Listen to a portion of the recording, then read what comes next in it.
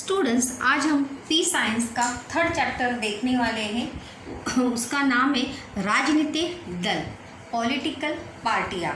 तो जैसे कि हमने पहला हमारा चैप्टर पी साइंस का पढ़ा था, पॉलिटिकल साइंस का, वो था संविधान की प्रगति। दूसरा चैप्टर देखा था चुनाव प्रक्रिया, और चुनाव प्रक्रिया के बाद आती है एक बहुत ही अहम ऐसे घटक की, अगर हमें संविधान को सफल और सक्षम बनाना है या हमारे देश का या किसी भी संवैधानिक देश का लोकतंत्र तभी सफल होता है। तब लोकतंत्र सफल होने में अगर कोई घटक अहम भूमिका निभाता है तो वो है राजनीतिक दल।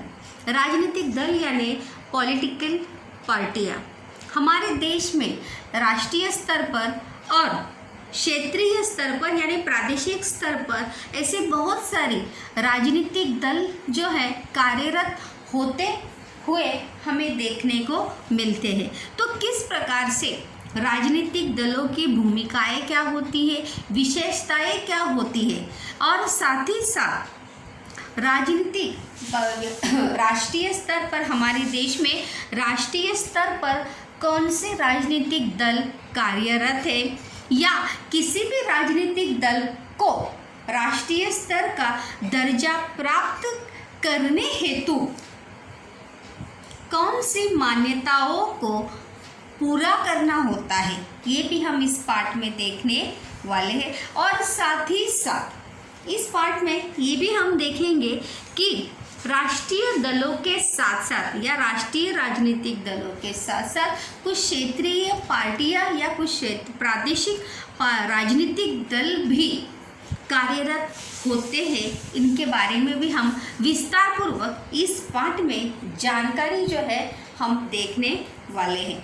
एक संविधान की प्रगति में राजनीतिक दल चुनाव प्रक्रिया का एक अभिन्न घटक या एक महत्वपूर्ण घटक अगर हम देखेंगे तो वो कौन सा होता है, वो होता है राजनीतिक दल।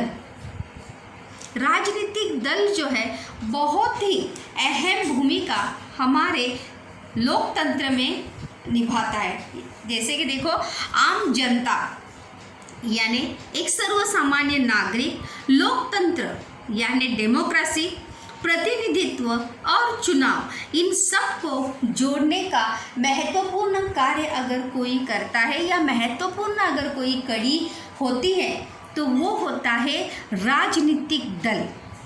राजनीतिक दल ही एक लोकतंत्र को सफल और सक्षम बनाने में अपनी अहम भूमिका निभाते हैं। तो चलिए इन राजनीतिक दलों की जानकारी जो है हम इस पाठ में देखते हैं।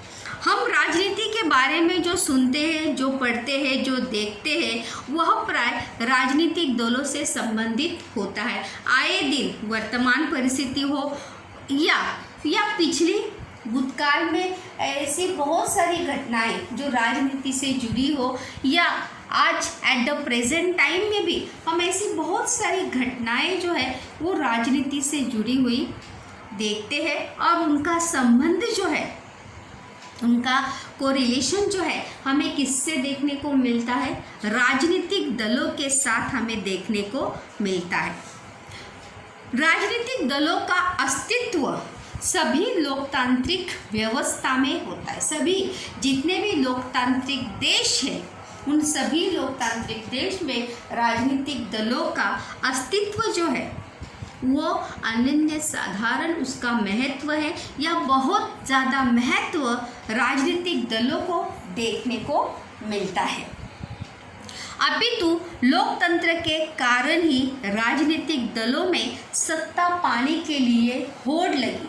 होड़ यानी कंपटीशन, स्पर्धा। जैसे अगर आप देखेंगे, जैसे ही चुनाव का समय नज़दीक आता है तो चुनाव के समय में अगर आप अपने आसपास के वातावरण को अभी अगर याद करेंगे तो चारों ओर आपको क्या दिखाई देता है, चुनाव। हर एक राजनीतिक दल जो है अपने दल का प्रचार करते हुए, प्रचार और प्रसार करते हुए आपको नज़र आएगा, और हर राजनीतिक दल की, देखो राजनीतिक दल की सबसे बड़ी विशेषता यही है, सत्ता को प्राप्त करना।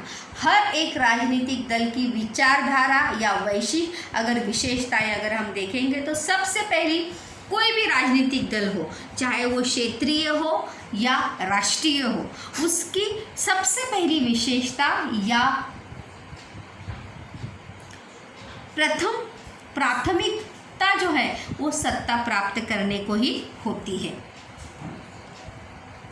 और इसीलिए राजनीतिक दलों में हमें सत्ता प्राप्त करने के लिए होड़ लगी हुई या स्पर्धा लगी हुई देखने को हमें मिलती है। हर राजनीतिक दल देखो अपने प्रचार में किस प्रकार से हम श्रेष्ठ हैं या किस प्रकार से अगर हम जीत कर आते हैं तो किस प्रकार से हम लोगों के सुधार में या उस शहर के सुधार में किस प्रकार से परिवर्तन लाएंगे। प्रस्तुत पाठ में हम भारतीय राजनीतिक दल और उनकी पद्धति का परिचय जो है वो लेने वाले हैं कि भारत में किस प्रकार से राजनीतिक दल की पद्धति है, इसका परिचय या इसके बारे में विस्तार से जानकारी स्टूडेंट्स हम इस पाठ में लेने वाले हैं।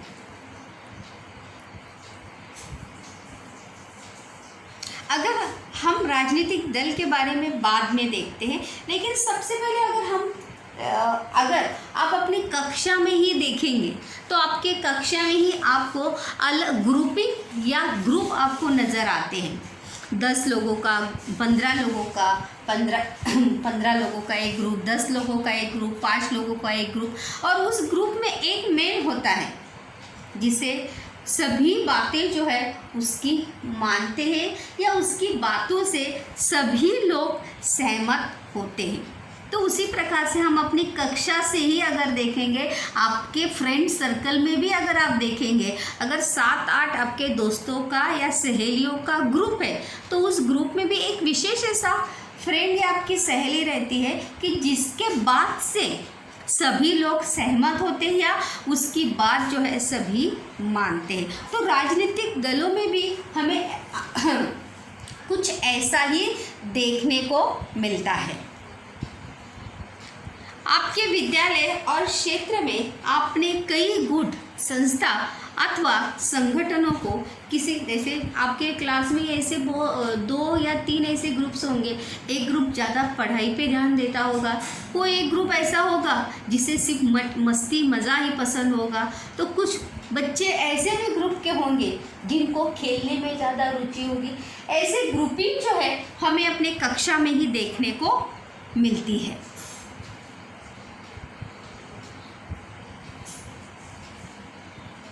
और इसीलिए उस कार्य को पूरा करने का प्रयत्न करते हुए हमें देखने को मिलता है। और साथ ही साथ कुछ संगठन, राजनीतिक दलों को तो हम दलों के तक हम बाद में पहुंचते हैं, लेकिन सबसे पहली बारी आती है बहुत सारी ऐसी सार्वजनिक संस्थाएं रहती है जो सार्वजनिक प्रश्नों को हल करने के लिए, अगर आप देखेंगे तो कोई भी अगर राजनीतिक पॉलिटिकल पार्टी का अगर कोई नेता अगर हमने देखा तो अचानक से कोई बड़ा पद जो है उस व्यक्ति को कभी बड़ी आसानी से, बहुत रेयरेस्ट में हमें ऐसा देखने को मिलता है।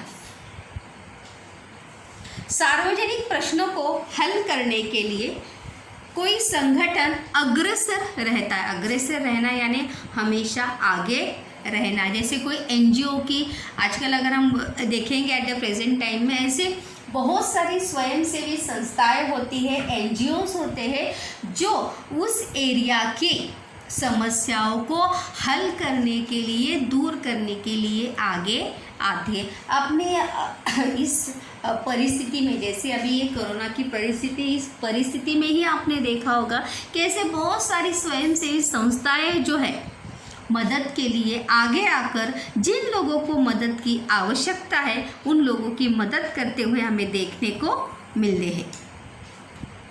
विभिन्न आंदोलनों के बारे में भी आप पढ़ते हैं। शुरुआत से ही अगर स्वतंत्रता आंदोलन से ही अगर हम देखेंगे तो उस आंदोलन, इसमें ये भी है देखो, किसी भी आंदोलन को चौथे चैप्टर में अगर हम देखेंगे तो किसी भी आंदोलन को सक्षम या सफल बनाने के लिए उस आंदोलन का नेता जो है वो कैसा होना चाहिए, सक्षम होना चाहिए। जिस आंदोलन का नेता सक्षम हो वो आंदोलन ज़रूर यशस्वी होता है, क्योंकि उसे पता है कि किस प्रकार से मुझे और मेरे समूह की बातें जो है लोगों के सामने या सरकार के सामने किस प्रकार से रखनी है। इसका अर्थ ये है कि समाज में जिस प्रकार विभिन्न गुट संस्था आंदोलन सक्रिय रहते हैं उसी प्रकार राजनीतिक दल चुनाव लड़ने के लिए अग्रसर दिखाई देते हैं। जिस प्रकार से कुछ स्वयंसेवी संस्थाएं या कुछ विभिन्न ग्रुप अलग अलग संस्थाएं होती है जो किसी भी चीज़ के या किसी भी लाभ की परवाह न करते हुए निस्वार्थ भाव से लोगों की सेवा करते हुए हमें नज़र आती है।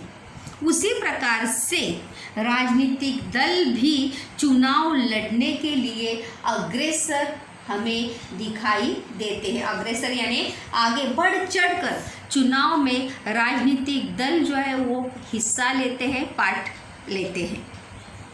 समाज में कार्य करने वाली संस्थाओं, संगठनों और राजनीतिक दलों में अंतर होता है। देखिए, जो स्वयंसेवी संस्थाएं होती है या विभिन्न प्रकार की संस्थाएं होती है, एनजीओज होती है, वो किसी भी पद के लिए कोई कार्य करते नहीं, लेकिन राजनीतिक दल के नेता या उनके कार्यकर्ता अगर कोई कार्य करते हैं तो उसके पीछे क्या होता है, चुनाव लड़ने की कंपटीशन या चुनाव लड़ने की स्पर्धा और उस स्पर्धा में जीतना, यही भाव या यही विचार जो है राजनीतिक दलों के नेताओं में हमें देखने को मिलता है। यहाँ से अगर हम देखेंगे कि राजनीतिक दल, एक प्रश्न भी है सत्य असत्य के लिए, कि राजनीतिक दल ही सामाजिक संगठन होते हैं। जाहिर सी बात है, राजनीतिक दल ही सामाजिक संगठन होते हैं, क्योंकि एक सामाजिक संगठन के लोग ही आगे जाके हमें क्या बनते हुए नज़र आते हैं, क्या देखते हैं, हम नेता बनते हुए हम उन्हें देखते हैं। राजनीतिक दलों में अंतर होता है। राजनीतिक दल भी सामाजिक संगठन होते हैं। यह कथन सत्य है। ये कथन क्या है, सत्य है। उसका उत्तर देखिए, कारण, क्योंकि, जैसे हम क्योंकि लिखते हैं, लेकिन भले वो सामाजिक संगठन जो है सामाजिक संगठन ही होते हैं, ये कथन सत्य है, लेकिन उनके उद्देश्य जो है, उद्देश्य और कार्य पद्धति क्या होती है, बिल्कुल भिन्न होती है। जैसे कि मैंने इसके पहले अभी आपको बताया कि स्वयंसेवी संस्थाएं या विभिन्न संस्थाएं किसी भी पद के लिए कोई कार्य या कोई समाज का कार्य या लोगों की मदद इस भावना से नहीं करती है, और उनके कार्य पद्धति का तरीका भी क्या होता है, भी अलग होता है। लेकिन राजनीतिक दल अगर उनकी कार्य पद्धति और उनका उद्देश्य अगर हम देखेंगे तो इसी उद्देश्य से ये कार्य करते हैं राजनीतिक दल, कि आगे चल के अगर आज हम अपनी छवि समाज में और लोगों के सामने अगर हम अपनी छवि अच्छी बनाएंगे तो इन फ्यूचर में चुनाव के समय आगे जाके हमें इसका क्या हो सकता है, फ़ायदा हो सकता है। और इसी उद्देश्य से वो लोगों की मदद करते हैं या लोगों के समस्याओं को दूर करने का या लोगों की समस्याओं में उनकी मदद करते हैं। ये सामाजिक संगठन और राजनीतिक दलों में ये अंतर हमें देखने को मिलता है। कार्य पद्धति भिन्न होती है, बट ये इसका पहला पॉइंट हुआ। दूसरा पॉइंट अगर हम देखेंगे कि इसके आधार पर हम यह कह सकते हैं कि राजनीतिक सत्ता पाने के लिए जब लोग इकट्ठे आकर चुनाव प्रक्रिया में सहभागी होते हैं तब उन संगठनों को हम राजनीतिक दल के, जैसे मैंने अभी कहा कि कुछ, जैसे अगर क्षेत्रीय पार्टी का मैं अभी आपको यहाँ पे नाम बता रही हूँ, शेतकरी कामगार पक्ष, मजदूर कामगार पक्ष, ऐसे जो पक्ष है जो पहले क्या थी, स्वयंसेवी संस्थाएं थी या समाज सेवी संस्थाएं थी, जो शेतकरी यानी किसानों के लिए काम करती थी, लेकिन आगे जाके उन संस्थाओं को किसका रूप प्राप्त हुआ है, राजनीतिक दलों का रूप प्राप्त। देखिए नाम याद रखना, शेतकरी कामगार पक्ष और मजदूर कामगार पक्ष, ये क्षेत्रीय पार्टियों के नाम है, राजनीतिक दलों के नाम है, जो आगे चल के इन्हें किसका स्वरूप प्राप्त हुआ है, राजनीतिक दलों का स्वरूप जो है इन्हें प्राप्त हुआ है। और चुनाव में सहभागी होकर उसमें विजय पाकर सत्ता प्राप्त करके अपने दल की सरकार बनाने वाले लोगों का गुट राजनीतिक दल कहलाता है। और वही स्वयंसेवी संस्थाएं आगे चल के सत्ता प्राप्त करके फिर वो एक स्वयंसेवी संस्था न होकर क्या बन जाता है, राजनीतिक दल बन जाता है। जैसे अभी मैंने आपको एक दल का नाम आपको बताया, शेतकरी कामगार पक्ष वाला, स्वयंसेवी संस्था के बाद उसने राजनीतिक दल में उसका परिवर्तन होता हुआ हमें देखने को मिला है। इसके बाद ये तो था उस प्रश्न का उत्तर, क्योंकि उनकी विशेषताएं अलग होती है, उनके उद्देश्य अलग होते हैं, और आगे चल के ऐसा हमें देखा है कि राजनीतिक दल पहले होता है और फिर वो स्वयंसेवी संस्था बन जाता है, कदापि नहीं। पहले स्वयंसेवी संस्थाएं भले ही आगे जाके राजनीतिक दल हो सकता है, लेकिन राजनीतिक दल कभी भी फिर से स्वयंसेवी संस्था जो है हो सकता नहीं। ये दोनों में क्या है डिफरेंसेस है, क्या ये दोनों में अंतर है। अभी हम एक दूसरा प्रश्न देखने वाले हैं। दूसरे प्रश्न का उत्तर, जैसे कि मैंने बताया, राजनीतिक दलों की प्रमुख विशेषताएं कौन सी है। निम्न प्रकार की विशेषता हमें देखने को मिलती है।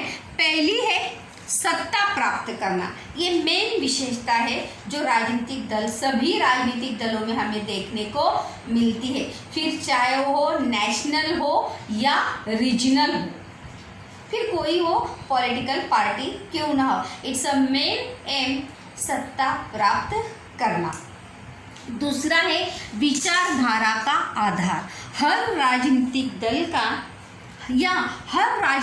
दल की अपनी अपनी विचारधाराएं होती है और उसी विचारधाराओं को लेकर वो चुनाव में खड़े होते हैं और उसी विचारधारा के आधार पर चुनाव में प्रचार भी करते हैं। दूसरा है दलीय कार्यक्रम। अपने अपने राजनीतिक दलों की नियमावली या कार्यक्रमों को भी तैयार किया जाता है। और सबसे ज़रूरी विशेषता वो है सरकार स्थापित करना। ये राजनीतिक दलों की 4 विशेषताएं हमें देखने को मिलती है। चलिए बारी बारी से देखते हैं। सबसे पहले है वो है सत्ता प्राप्त करना। राजनीतिक दलों का मुख्य उद्देश्य होता है सत्ता प्राप्त करना। एकदम मुख्य उद्देश्य जो है चुनाव के माध्यम से सत्ता प्राप्त करना ही हर एक राजनीतिक दल का प्रमुख उद्देश्य होता है। और इसी कारण से सत्ता प्राप्त करने के लिए विभिन्न राजनीतिक दल एक दूसरे से होड़ लेते। अलग अलग चुनाव के समय में देखो, अगर आप देखेंगे या आपको याद होगा कि चुनाव के समय में अलग अलग जगह पे देखो प्रचार सभाओं का आयोजन किया जाता है। प्रचार सभाओं में राजनीतिक दलों के नेता भाषण या स्पीच देते हैं। किस प्रकार से उन्होंने इतने सालों में या उनकी पार्टी ने लोगों के लिए क्या क्या किया या आने वाले इन फ्यूचर में क्या क्या वो करने वाले हैं, इन सब का ब्यौरा या पूरा विवरण जो है वो अपने चुनाव प्रचार में करते हैं और मेन उद्देश्य होता है उनका सत्ता प्राप्त करना। होड़ यानी स्पर्धा, कंपटीशन। ऐसी स्पर्धा करना कुछ अनुचित नहीं है, परंतु स्पर्धा का स्वरूप स्वस्थ होना चाहिए। स्वस्थ यानी हेल्दी कंपटीशन जो है वो होना चाहिए। कभी कभी अगर हम देखेंगे तो राजनीतिक दलों की कंपटीशन जो है वो अनुचित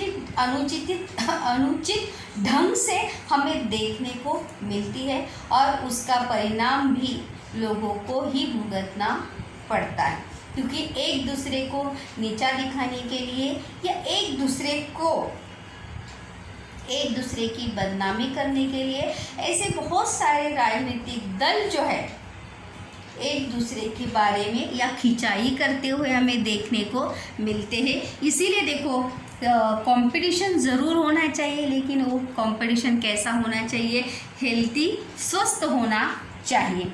जीतने की भावना से हमेशा मैदान में उतरना चाहिए। हम हारेंगे या जीतेंगे ये तो बात की बात है। दूसरा अहम मुद्दा है वो है विचारधारा का आधार। जैसे मैंने अभी कहा कि हर राजनीतिक दल की अपनी अपनी विचारधाराएं होती हैं, अपनी अपनी नीतियाँ होती है और हर एक राजनीतिक दल अपनी अपने विचारों का, अपनी अपनी नीतियों का क्या होता है, समर्थक होता है। और जो लोग उनकी नीतियों को, उनके विचारों का समर्थन करते हैं वो उनके क्या बन जाते हैं, समर्थक बन जाते हैं।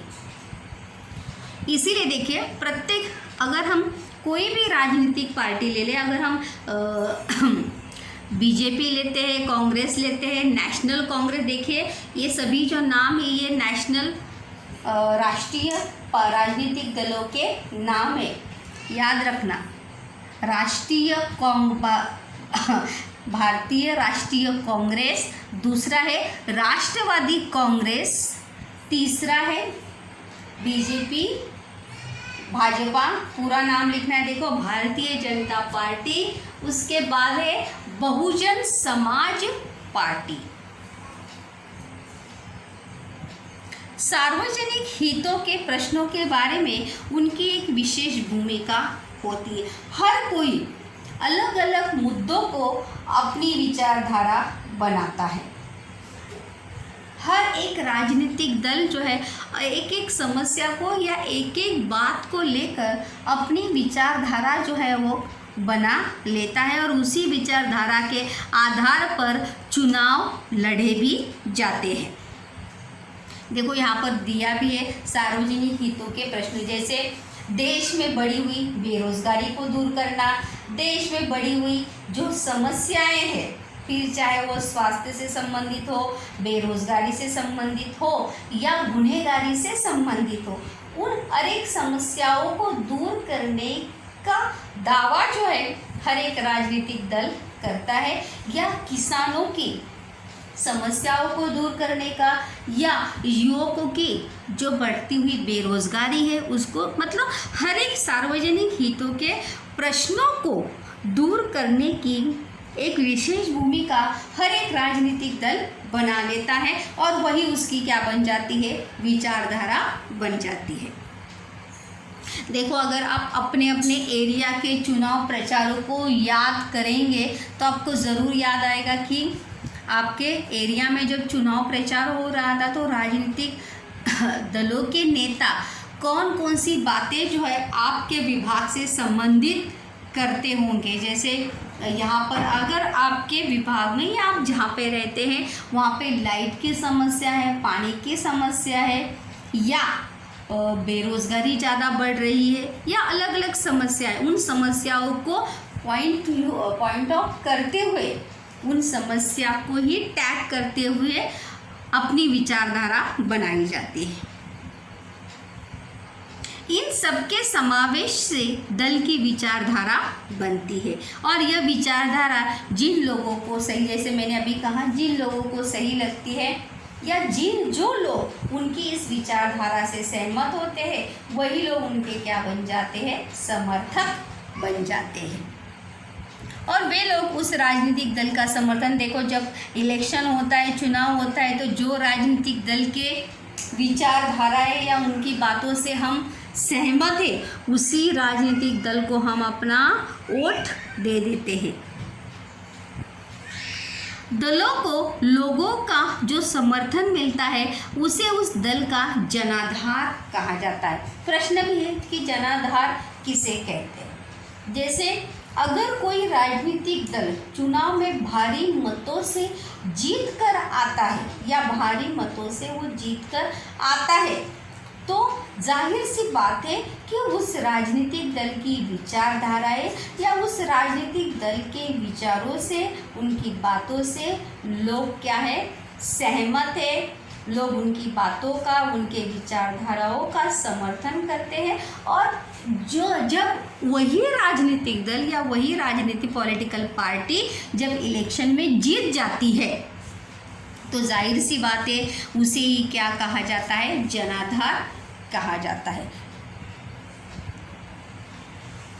वर्तमान समय में सभी राजनीतिक दलों की विचारधारा एक समान लगती है।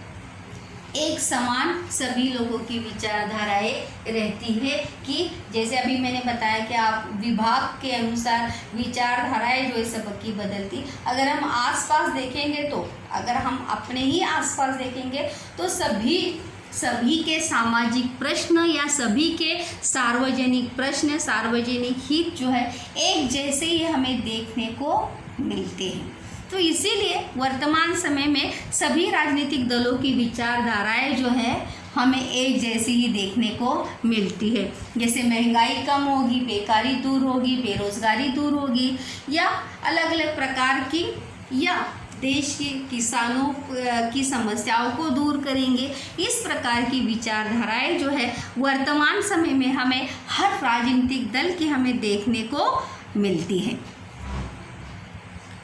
जिसके कारण विचारधारा के आधार पर राजनीतिक दलों में अंतर करना कठिन हो गया है। जैसे मैंने शुरुआत में कहा कि पहले के समय में राजनीतिक दलों की विचारधाराएं जो है अलग अलग होती थी। हर एक राजनीतिक दल जो है अपनी अलग अलग विचारधाराएं लेकर, अलग अलग सोच या अलग अलग समस्याओं को लेकर अपनी बातें जो है लोगों के सामने रखते हैं। लेकिन अगर वर्तमान समय की अगर हम बात करेंगे तो सभी राजनीतिक दलों की विचारधाराएं एक ही जैसी देखने को मिलती है। कि अगर वर्तमान परिस्थिति में अगर हम देखेंगे तो पूरे देश में हमें चारों तरफ एक ही परिस्थिति देखने को मिलती है, और इसके पहले भी परिस्थिति जो है कोई विपरीत या कोई अलग नहीं थी। इसीलिए राजनीतिक दलों के विचारधाराओं के आधार पर हर राजनीतिक दलों में अंतर करना, या ये राजनीतिक दल की विचारधारा अलग है, उसकी अलग है, ऐसा करना जो है बड़ा कठिन हो गया है। क्योंकि हर एक राजनीतिक दल हमें एक समान ही नज़र आता है। कि जैसे मैंने कहा कि अलग अलग राजनीतिक प्रचार के समय में हर एक राजनीतिक अलग अलग दल के नेता या उनके चुनाव में खड़े हुए प्रत्याशी जब प्रचार करने आते हैं तो जो बात एक राजनीतिक दल के प्रत्याशी ने कही होगी वही बातें, वही समस्या, वही वादे आगे दूसरा आने वाला या दूसरे राजनीतिक दल का आया हुआ प्रत्याशी वही बातों को दोहराता है। तो इसीलिए विचारधारा के आधार पर राजनीतिक दलों में अंतर करना वर्तमान समय में कठिन हो गया है। क्योंकि वर्तमान समय में अगर हम देखेंगे तो हमारे चारों तरफ एक ही जैसी समस्याएं जो है हमें देश में देखने को मिलती है। तो जाहिर सी बात है सभी राजनीतिक दलों की विचारधाराएं भी एक जैसी ही नज़र आती हैं। इस प्रकार से सत्ता प्राप्त करना और विचारधारा का आधार पहले के समय अगर हम देखेंगे तो अलग अलग विचारधाराएं लेकर राजनीतिक दल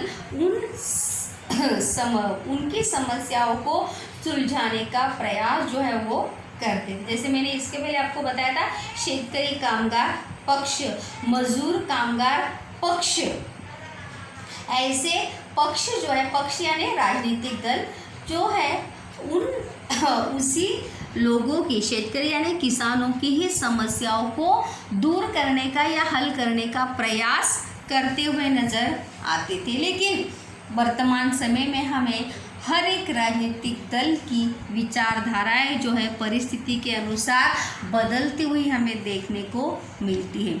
उस समय अगर हम देखेंगे तो मिल मुंबई में, हमारे भारत में मुंबई की अगर हम बात करेंगे तो बहुत सारी मिलें जो है मुंबई में स्थित थी और इसीलिए मजदूर बहुत सारे वहाँ पर कामगार संगठन भी एक क्षेत्रीय पक्ष जो है, जो उस समय कामगारों की समस्याओं को दूर करने के लिए कार्यरत था और उनकी विचारधारा किसको लेकर थी, मजदूरों को लेकर या अपने कामगारों को लेकर। लेकिन आज हमें ऐसा देखने को कदापि भी मिलता नहीं। जैसे हम कहते हैं कि समय के अनुसार सब बदलता है, उसी प्रकार से समय के अनुसार हर राजनीतिक दल की विचारधारा भी बदल गई है और वो एक जैसी ही हमें देखने को मिलती है।